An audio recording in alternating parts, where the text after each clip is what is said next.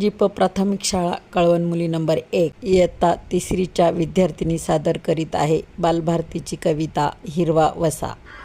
सरसर झरे रिमझिम पाऊस सरसर झरे